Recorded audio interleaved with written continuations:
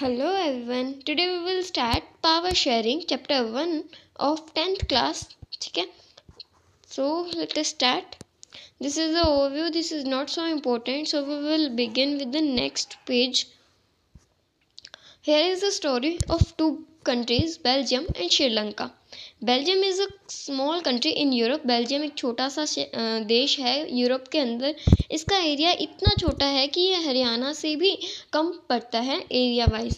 It has border with France, Netherland, Germany and Luxembourg. इसका जो border है वो ये शेयर करती है फ्रांस के साथ, नेदरलैंड के साथ, जर्मनी के साथ और ल्यूजमबर्ग के साथ. पॉपुलेशन है इसकी 1 करोड़ अबाउट. ठीक है, जो कि हाफ ऑफ पॉपुलेशन है हरियाणा की इक्वल. मतलब कि हरियाणा की हाफ पॉपुलेशन के इक्वल इसकी पॉपुलेशन है. इथेनिक कॉम्पोजिशन के बारे में अगर हम बात करें तो इसकी इथेनिक कॉम्पोजिशन बहुत ही कॉम्प्लेक्स है. इथेनिक कॉम्पोजिशन क्या होती है? जिस एक कंट्री के अंदर अगर अलग अलग धर्म के लोग रह रहे हैं, अलग अलग जाति के लोग रह रहे हैं, जो अलग अलग कल्चर फॉलो करते हैं, तो उसको हम बोल देते हैं इथेनिक कॉम्पोजिशन. तो इस कंट्री की इथेनिक कॉम्पोजिशन बहुत ज़्यादा कॉम्प्लेक्स है, हालांकि इसकी पॉपुलेशन कम है. अब अगर हम बात करें इथेनिक कॉम्पोजिशन की तो वो क्या है देख लेते हैं. 59% इस यहाँ के लोग फ्लेमिश रीजन के अंदर रहते हैं, तो डच भाषा बोलते हैं. 59% लोग डच भाषा बोलते हैं.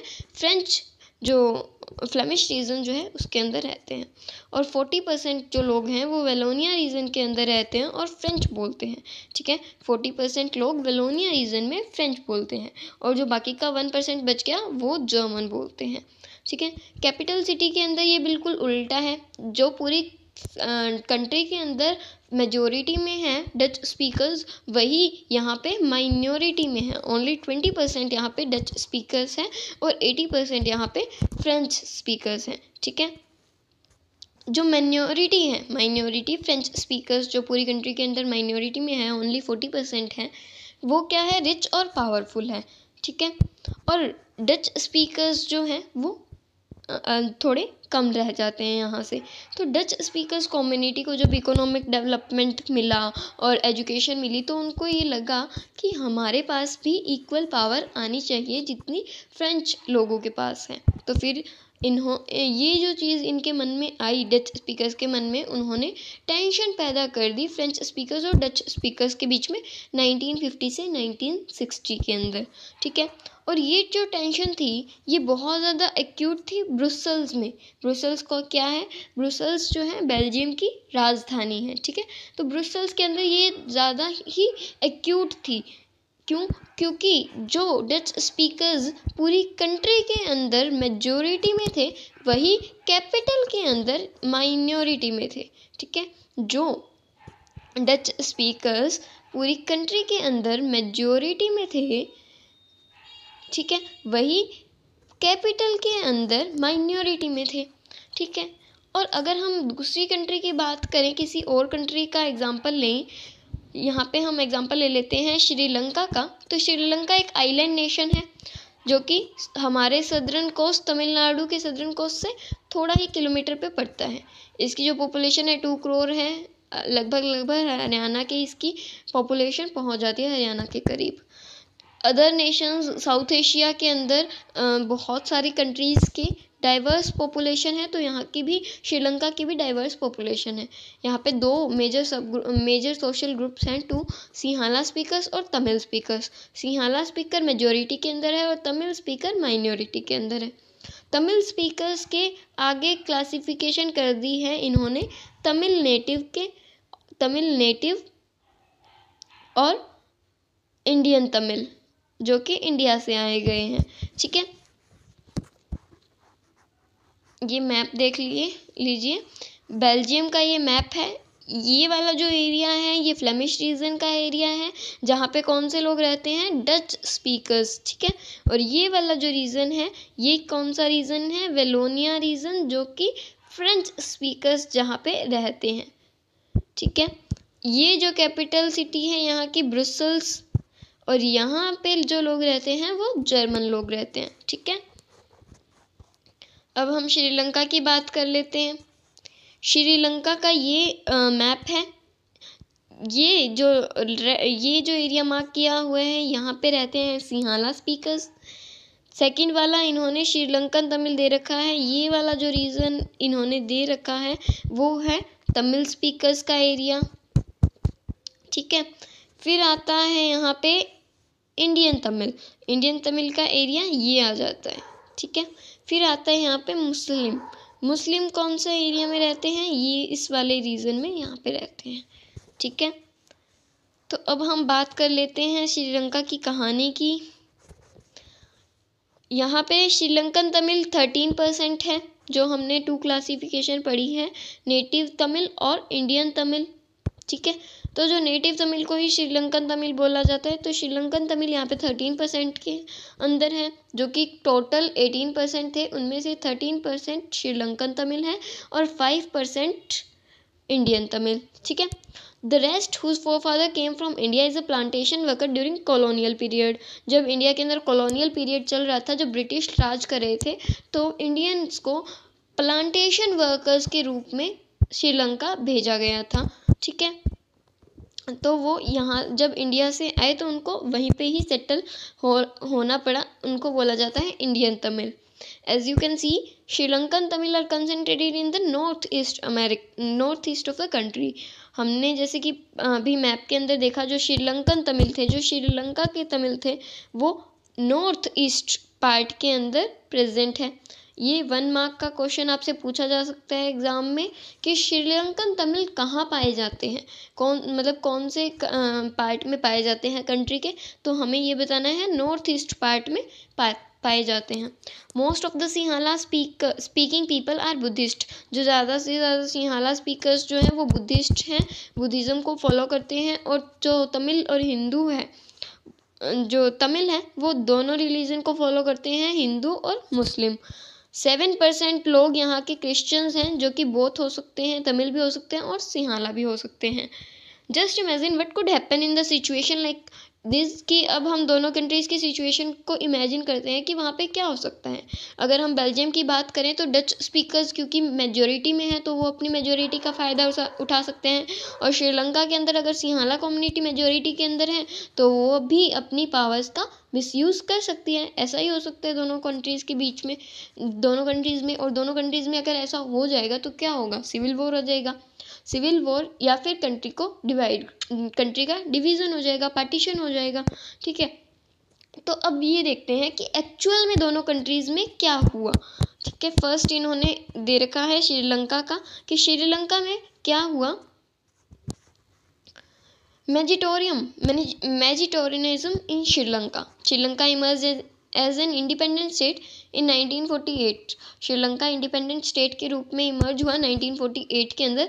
Leaders of सिंहाला community shot to secure dominance over government by virtue of their majority. जो सिंहाला जो कम्युनिटी के लीडर्स थे वो ये सोच रहे थे कि हम गवर्नमेंट पे अपना अधिकार लगा लेते हैं क्योंकि हम मेजोरिटी में हैं। As a result, the democratically elected government adopted a series of majoritarian measures to establish Sinhala supremacy.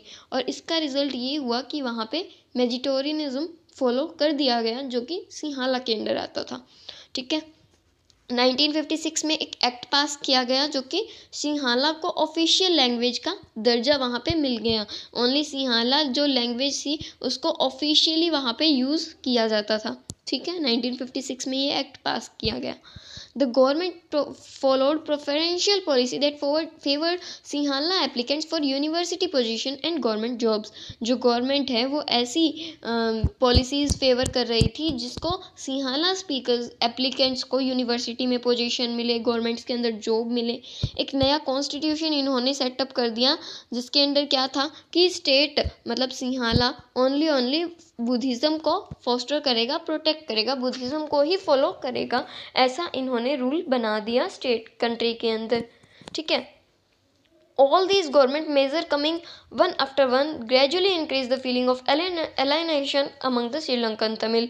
और गवर्नमेंट के ये जो स्टेप्स थे, जो कि एक के बाद एक आ रहे थे कि वो सिंहाला को प्रोटेक्ट कर रहे हैं, तमिल पे ध्यान नहीं दे रहे हैं, उन्होंने इन स्टेप की वजह से श्रीलंकन तमिल के बीच में एक अलायंस सा फील करने लगे, वो अलग सा फील करने लगे कि हम तो इस कंट्री के हैं ही नहीं, उनको ऐसा लगने लगा.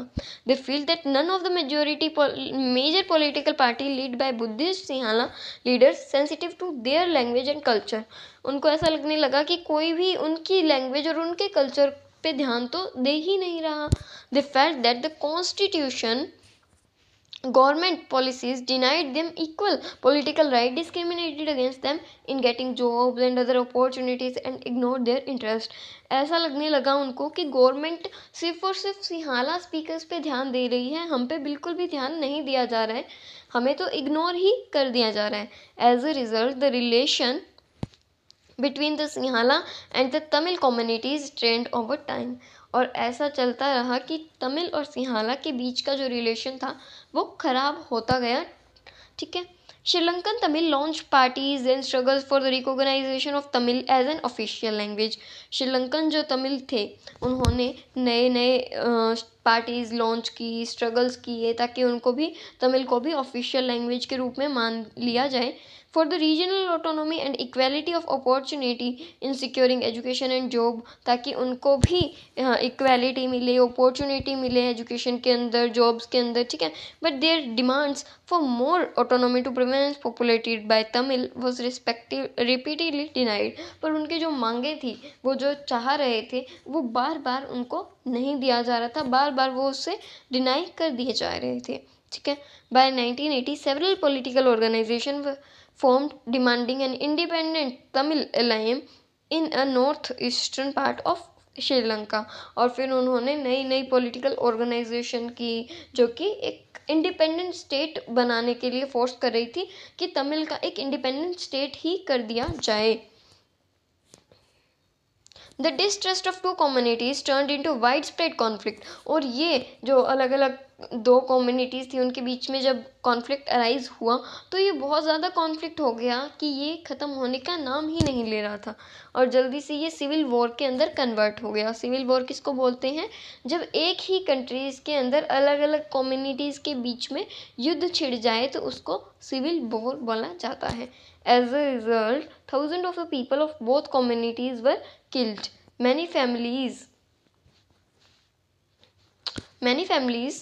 were forced to leave their country as refugees and many were more lost their livelihood. बहुत सारी फैमिलीज़ ने अपना घर उनको छोड़ना पड़ा, बहुत सारे लोग मारे गए सिविल वॉर के अंदर. You have read chapter 1st of economics textbook class 10th about Sri Lanka excellent record of economic development, education and health, but the civil wars had caused a terrible setback to the social, cultural and economic life of the country. It ended in 2009. ये 2009 के अंदर ख़त्म हुआ और श्रीलंका एक अच्छा राज्य था जिसने इकोनॉमिक डेवलपमेंट बहुत ज़्यादा की थी, बट इस वॉर की वजह से वो सारा ख़राब हो चुका था. अब हम पढ़ेंगे अकोमोडेशन इन बेल्जियम कि बेल्जियम ने क्या किया, बेल्जियम में क्या हुआ. तो हम पढ़ते हैं कि Belgian leaders took a different path. Belgian leaders ने एक अलग रास्ता चुना जो कि श्रीलंका के अंदर जो कि फॉलो नहीं किया जा रहा था. They recognize the existence of regional differences, cultural diversities. वो अलग अलग जो रिलीजन की जो डिफरेंसेस थे वो उनको समझ पा रहे थे. Between 1970 and 1993 they amended their constitution 4 time. ये 1 मार्क का क्वेश्चन आ सकता है कि कितनी बार बेल्जियम का कॉन्स्टिट्यूशन चेंज किया गया. तो 4 टाइम उन्होंने चेंज किया ताकि वो एक ऐसे अरेंजमेंट पे काम कर सके जहाँ पे सारी कम्युनिटीज़ इकट्ठा मिल के रह सके. ठीक है, एक ही कंट्री के अंदर. The arrangement they worked out is different from any other community is very innovative. जो उन्होंने अब रास्ता निकाला कि दोनों कम्युनिटीज़ एक ही कंट्री के अंदर कैसे रह सकती हैं, डच स्पीकर्स और फ्रेंच स्पीकर्स, तो उन्होंने बहुत ही अच्छा रास्ता निकाला जो कि किसी भी कंट्री ने अभी तक सोचा भी नहीं था. और यहाँ पे बेल्जियन मॉडल के कुछ एलिमेंट्स दे रखे हैं जो उन्होंने अपनाए. उनमें से क्या है? Constitution prescribe that the number of Dutch and French speakers ministers shall be equal in the central government. जो डच स्पीकर और फ्रेंच स्पीकर्स के जो मिनिस्टर्स थे वो सेंट्रल गवर्नमेंट में इक्वल होंगे, मींस इक्वल रिप्रेजेंटेशन होगा सेंट्रल गवर्नमेंट में दोनों कम्युनिटीज़ का, ठीक है। Special law requires support of majority of members from each linguistic group. हर एक ग्रुप के अंदर से मेजोरिटी अगर किसी भी लॉ को मिलेगी तभी वो लॉ पास किया जाएगा, रेदर नहीं किया जाएगा, ठीक है। अगर दोनों कम्युनिटीज़ अगर उसको हाँ बोल देती है मेजोरिटी के अंदर तो ही कोई भी लॉ को पास किया जाएगा।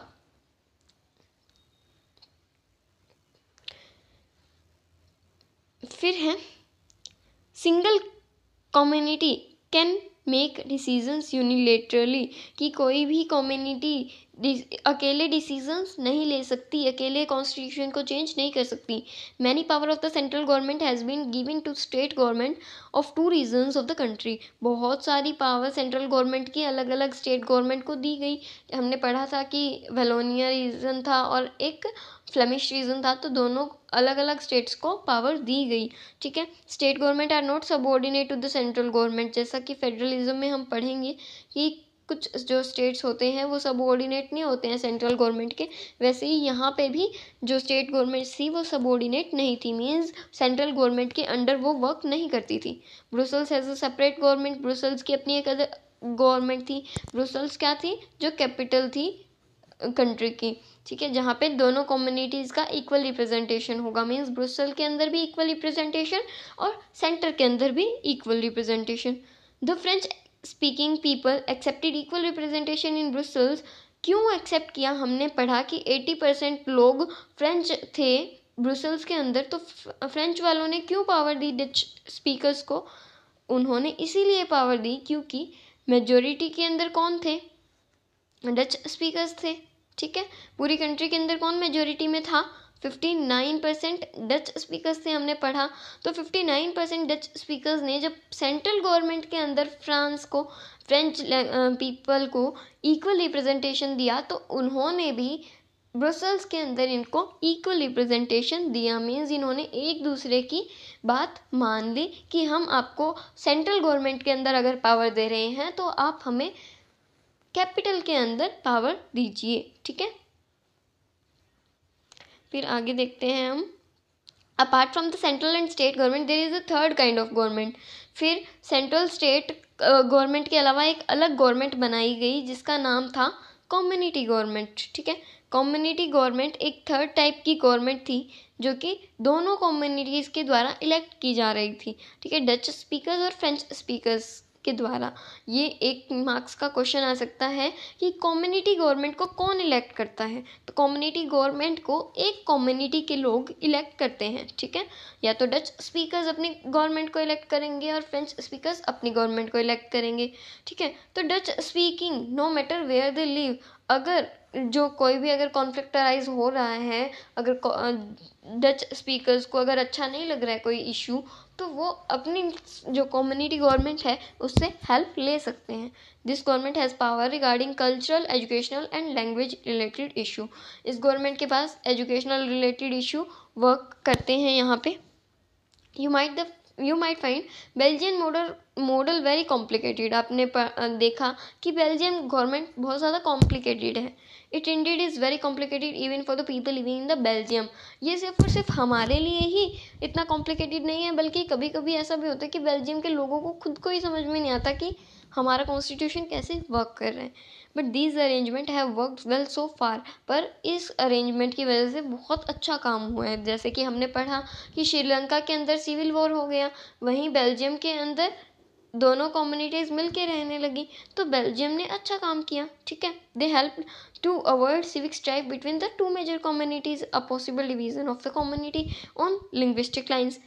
When many countries of Europe came together to form European Union, Brussels was chosen as its headquarter. Brussels को इसका हेडक्वार्टर बना दिया गया।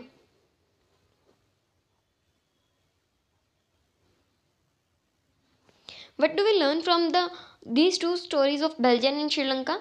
Both they are democracy, दोनों ही countries democracy हैं, ठीक है। Yet they dealt with the question of power sharing differently. इन्होंने पावर शेयरिंग को अलग अलग वे में समझा है।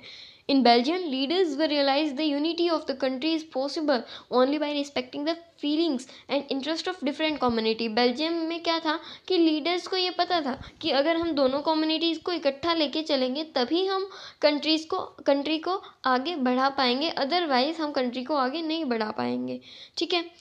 Sri Lanka shows a contrasting example. It shows that if majority community want to force its dominance over others and refuses to share power, it can undermine the unity of the country। Sri Lanka ने हमें एक अलग वे समझाया कि अगर मेजोरिटी वाले जो लोग हैं वो माइनॉरिटी पे अगर दबाव बनाएंगे तो यूनिटी नहीं आ सकती कभी भी कंट्री के अंदर। ठीक है। आगे ये दे रखा है हमें Why is power sharing desirable. ये हम नेक्स्ट वीडियो के अंदर कवर करेंगे। अभी के लिए इतना ही। Thank you.